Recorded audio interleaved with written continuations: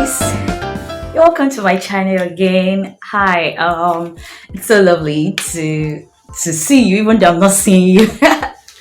Yeah, so I'm still Fola, and well, today I just want to talk briefly about public speaking.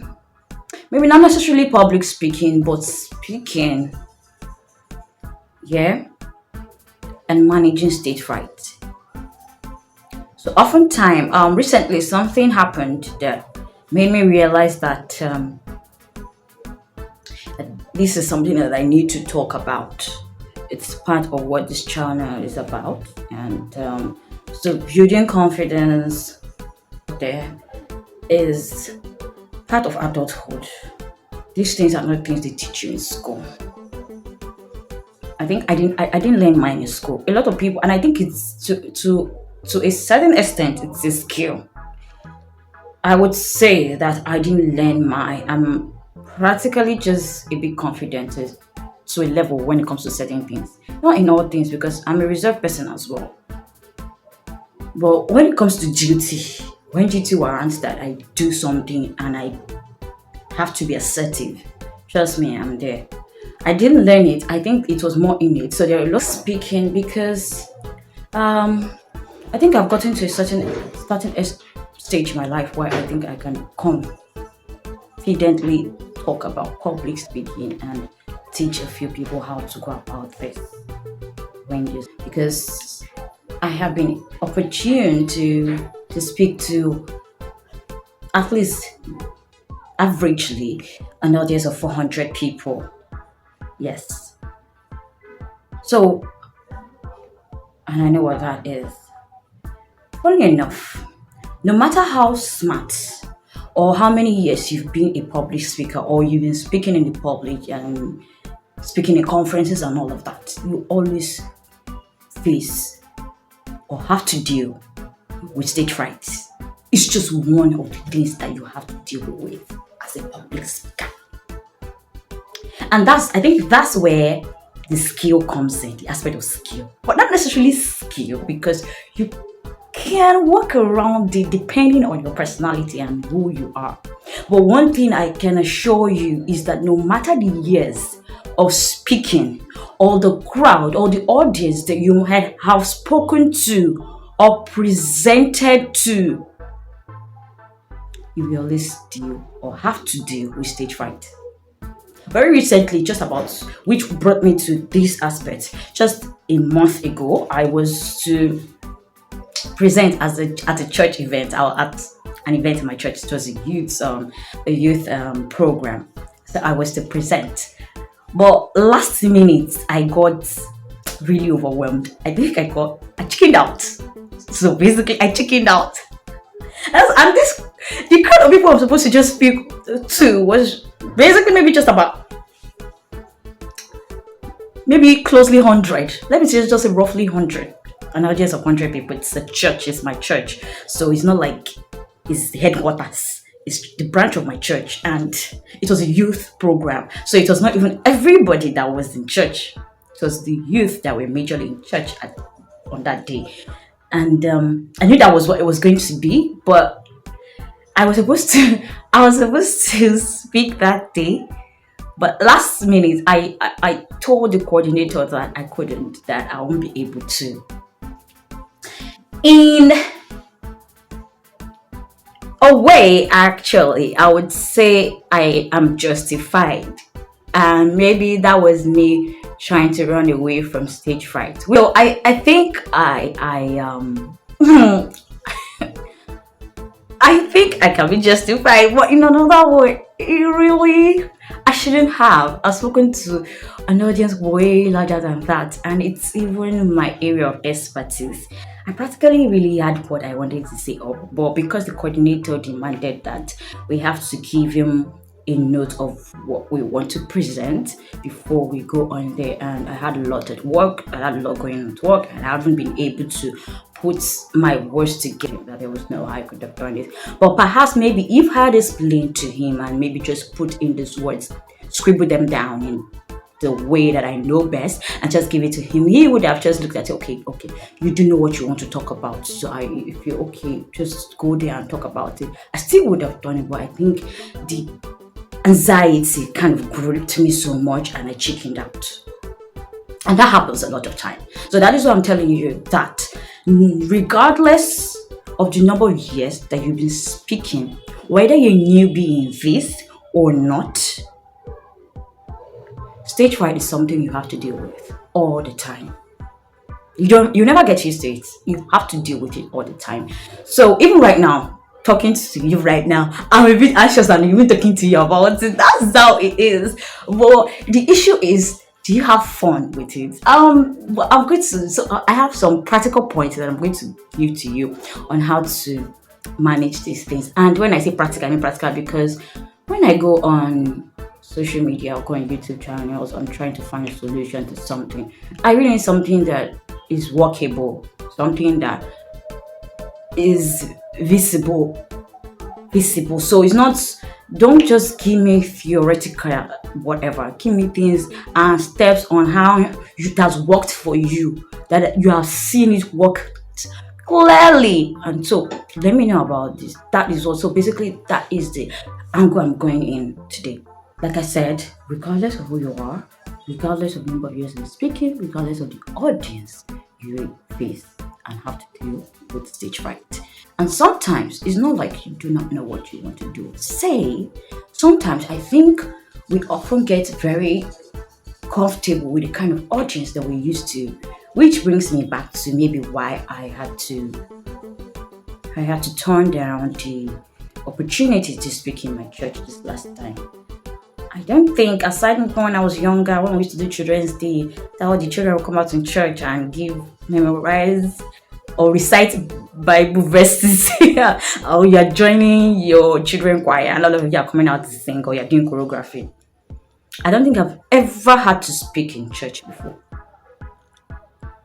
Okay, I've never had to speak in church before. But, so I think that kind of actually impeded or informed my decision of turning it down. I think I wasn't too comfortable with the audience. And it's not like not being comfortable. It's not like I don't know what to say. But maybe I just thought it was supposed to be so perfect. It is church. Or there are some things that I'm not supposed to say that maybe the people in church will not understand. And again, because it was church, some of the things that I needed to relate to the church, I needed to add some Bible verses. Sorry, I'm not a Bible scholar. Of course, they didn't mandate it. And if I had known, that is why, which is one thing I'm going to state, okay? That is why sometimes it's very important to familiarize yourself with the audience, the kind of audience you're going to speak to, or the environment you're going to speak in. So maybe if I had known that it was not really necessary for me to cite Bible passages to back up my argument, then maybe I would have really done it. I wouldn't have been so bothered about what I would say or not say. So I think the kind of audience or the environment that I was to speak on that day kind of scared me a bit. And that is part of it. This is the anxiety. You're anxious of what will happen to you when you get on that stage and you're seeing the large crowd, or you're seeing this set of people. Maybe it's just people older and you're just maybe 22 and you want to speak to a group of people that are between the ages of 40 to 60, and you're like, what does a 22-year-old want to say to an audience of age bracket of 40 to 60 years? Or maybe you're not so vast in Bible like me, and then I want to go to the church and mount the pulpit and say what? When my pastor is seated right there. So you understand all of this. It happens a lot of time, but don't get it twisted. You can actually speak anywhere, anytime. Now, going down to how to manage stage fright. Be anxious and you always have to deal with stage fright. And this usually happens most times minutes before you have to speak. And when you have just started speaking, to be very honest, you begin to shake. When I started now this video, I was not really sure of what I'm going to say or how I'm going to do it, right? But I'm beginning to gather the momentum. I'm beginning to gather the momentum right now. That's how it happens. A few minutes before you mount the stage, and a few minutes after you started talking, you are anxious of how it's going to go. But then you're losing up. You're losing up. And it flows. So one way, number one, to manage stage fright is constant practice.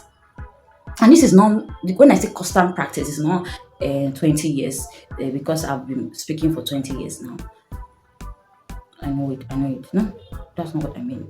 Constant practice of that particular topic you want to give out on that day. So every time you have to speak to an audience and you have a focus, a theme, a topic that you want to speak on, make sure you familiarize yourself deeply with that topic. Familiarize yourself deeply with that topic. Practice it. Stay in front of the mirror.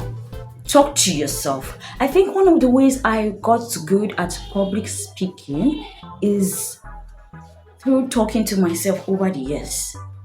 I like talking to myself because I'm not seeing anybody as I'm doing this. It's basically me just bouncing myself in my camera right now. I'm talking to me, but there's someone else will be watching it eventually. So I do this a lot of times. I just stay and talk to myself and I enjoy it. And so when I'm doing it and I'm seeing how I give these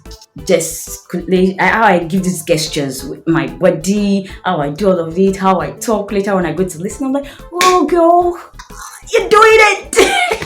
and so it gives me the courage. So when I'm actually out there talking to people and not just myself, I picture the other days that I've been talking to myself alone. And I know for sure that, okay, it's going well because what is there? You speak well to a certain extent. At least if you try. The English not too bad. You're a fine girl. Which is one of the things about public speaking. You're a fine girl. And maybe you're not, you dress well that day, you look, and you know what you want to say. So what is the big deal? You've done it this before. Don't worry, calm down. You get yourself together soon. That's it. Practice, constant practice, and you have to practice and practice that topic, which is one of the reasons why I turned down that last event, the opportunity that I had at church to speak, which is why I turned it down, because I really not put together my thoughts. I knew what I wanted to say, but not put it together. And that brings me to the fact that it is not wrong. See, this is a sticky note that I have in front of me. It is not wrong to state down your points. Now, do not get me wrong. Do not write jotter booklets and start coming to read out the booklet in front of your audience. This is a sticky note. I can just pick one of these, tear it out, put down my point, which is one, familiarize. How am I familiarized? To spell, familiarize yourself with the topic. That's it. Okay, so I have it jotted down. That is one of the points. So I'm telling you that practically, you understand. And you know, one thing as a public speaker, one thing that writing or jotting down your point does, even if you're not going to be able to carry this short notes, sticking on the points, because you have visualized it and you know what you want to say around it. When you are up there, you are the visuals come to you, so you don't forget easily. And when I was waiting, I was kind of putting my thoughts together as to what I want to say in this video. That is part of it. So there is no ban on this Okay, regardless of the conference, regardless of the audience, regardless of the environment you're speaking, there is no place in the world that you cannot jot down your points. Jot down your points is different from reading from a book or reading from your points. All the things that I've said right now, I'm saying them as they come to my head, but they're around familiarizing yourself with the topic. Which, and number two is you can jot. Visuals give you a lot of benefits as a public speaker. I'm sorry, it's like I'm shining my eye too much. Oh my goodness, do you understand? That is it. And another thing with public speaking, I'm sitting now because this is a YouTube video. Maybe when you're talking, but right now this is public. A lot of people perhaps will see this video now or later in the future, so it's still part of public speaking, and I'm trying to pass across the message, and someone will give one or two. Number three thing, because make gestures. Anxiety kind of leaves you when you begin to move around. I'm telling you practically. All those I stand one place and it will not help you. It will not help you to get rid of the anxiety. I'm telling you, when you're already on that stage and we face it, when you're on that stage, you will be anxious. That hotness will come, whether you are familiarized yourself with the topic, whether you have visuals, you have jotted the points down, you will still get that hotness inside. Your body is just to be hot. You start maybe sweating a little bit. Yeah, I was sweating before, but I'm calm now. You understand? Oh, sorry, I use she, but sorry. Do you understand? And that brings me to another thing about the fact that you have to use language that your audience understand. I know majorly it's Nigerians that are going to be watching me, at least for now that I'm not going international, global. You understand? So I'm using the slang of my audience, and so they understand easily. Do you understand? So what I was saying is that make gestures, move. Do not stay one place. I'm seated right now. If I was standing, if I was standing, I won't just stand here and be telling you all of this. I won't just stand like this and be telling you. I will basically be moving around. Another point. Now, the fourth thing, and very, very important also, is that you dress well.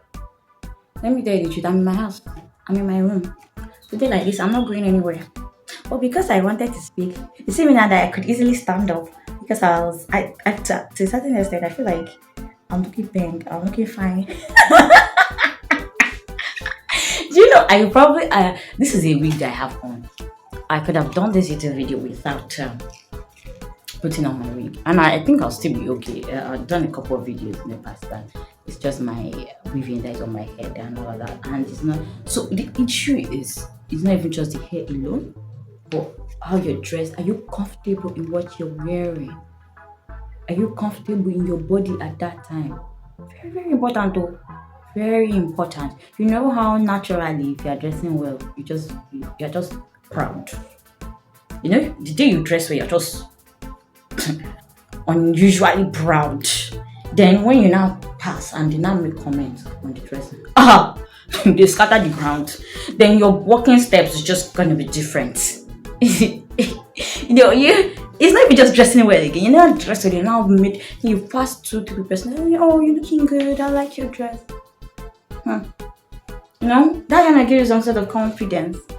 But from nowhere, even though if you're not fine that day in your mind you're fine. That is how it should be.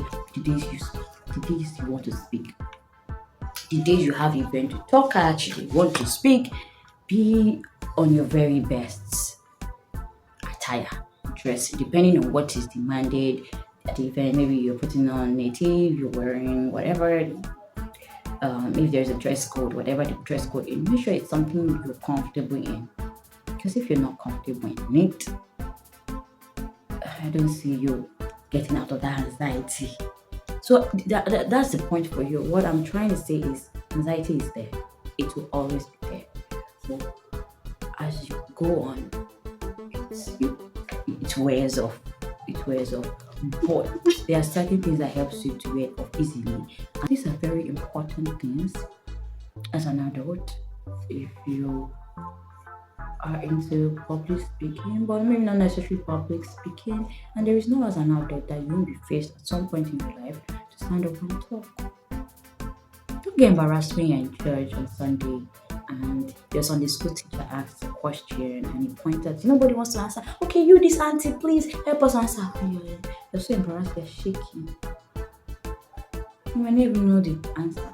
But the way you even stand up and want to answer it, come, people are like, oh, see, she knows what she wants to say, she knows what she wants to say. You understand? Some people will just, the way some people will react, you know, sometimes you might not know what you want to say, and that brings me to the issue of assertiveness, right? An adult, you have to be assertive. It does not mean you're opinionated. In Nigeria, a lot of times they mistake these two together. If you're assertive as an adult, they see if you're as any whether a child, an adult, or anything, they see you're opinionated. But then put out your words very clearly.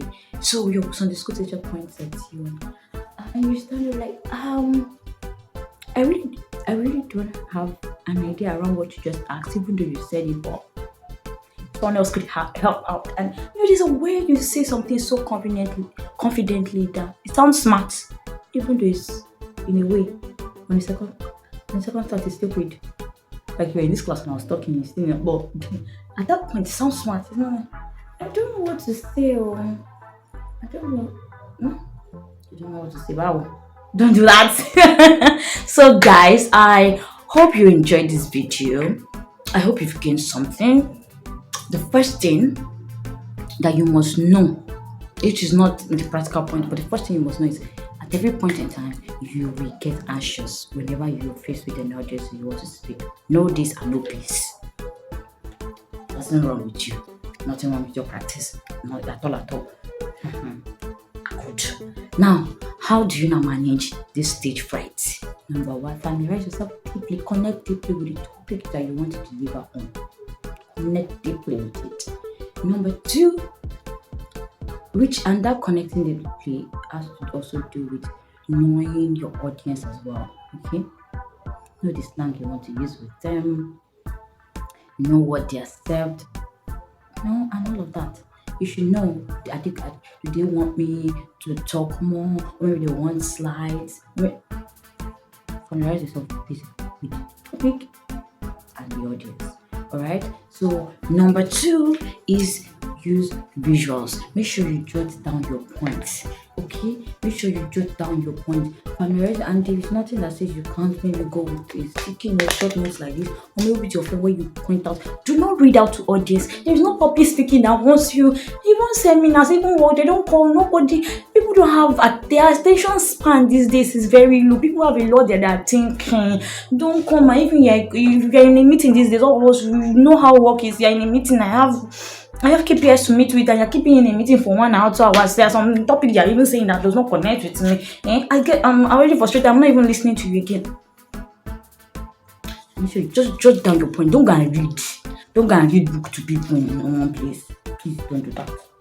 Number three, make gestures. Move, make gestures, all of that. It helps you to ease in. Yeah, it helps you to ease in. And that is something about anxiety. So at the first time when you're starting off speaking, you're anxious. But as you build on over a few minutes after, everything just wears about, you feel so one of the ways to ease off is make gestures.